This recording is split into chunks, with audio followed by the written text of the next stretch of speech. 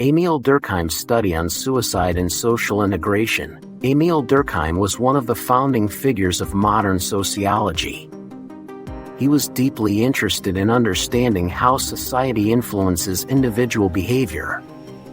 One of his most famous works is the book Suicide, published in 1897, in which he studied suicide not simply as a personal or psychological issue but as a social phenomenon. At first glance, suicide appears to be an entirely individual decision connected to personal suffering or mental distress. However, Durkheim argued that social forces play a powerful role in shaping the likelihood of suicide within a society. His research demonstrated that the way people are connected to their communities, families, and institutions has a strong influence on their well-being and stability. Durkheim was among the first scholars to use statistical data to study social problems. He collected information from several European countries and carefully analyzed patterns of suicide rates among different groups of people. Instead of focusing on individual stories, he looked for broader social patterns. What he discovered was surprising. Suicide rates were not random. They followed consistent patterns based on social factors such as religion, family life, economic conditions, and levels of social integration.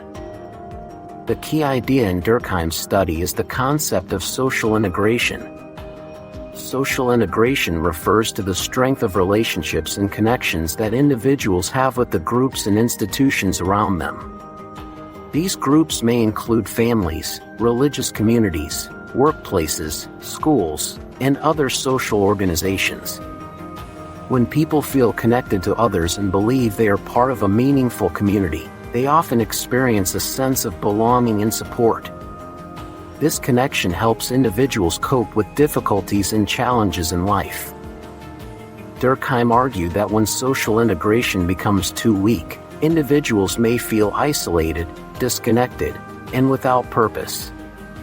In such situations, the risk of suicide increases.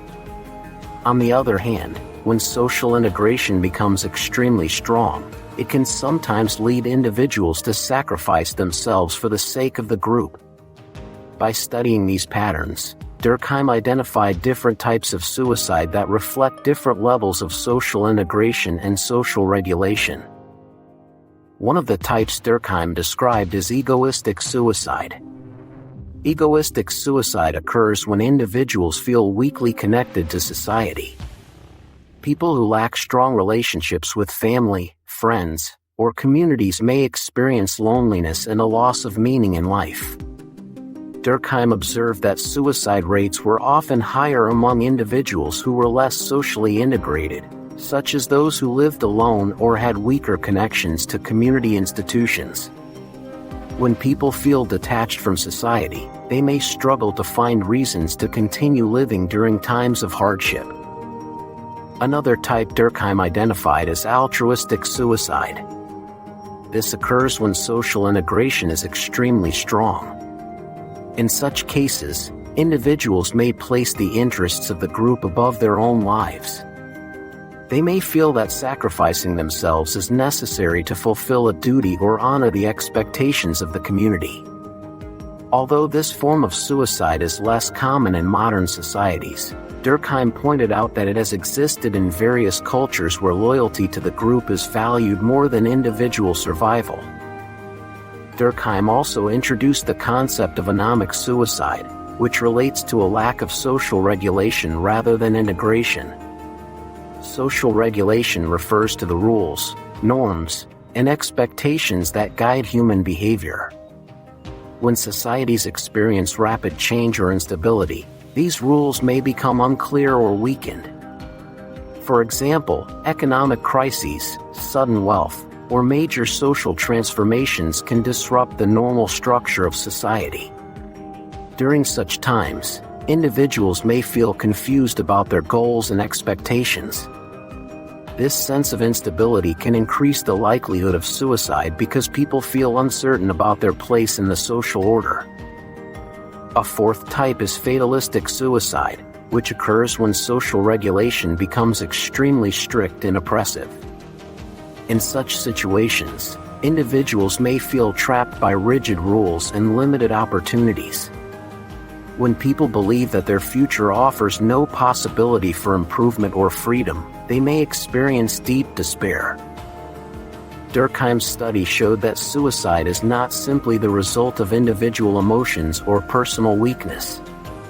Instead, it is closely connected to the structure of society and the relationships individuals have with others. By examining suicide from a sociological perspective, Durkheim demonstrated that social environments shape human behavior in powerful ways. His research also emphasized the importance of social bonds. Strong families, supportive communities, and active participation in social institutions help individuals develop a sense of belonging and responsibility. These connections provide emotional support during difficult times and reduce the feeling of isolation that can lead to despair. Durkheim's work remains highly influential because it introduced a new way of thinking about social problems. Instead of viewing issues like suicide only as personal tragedies, he encouraged scholars to examine the broader social conditions that influence human behavior. His approach helped establish sociology as a scientific discipline that studies patterns and relationships within society.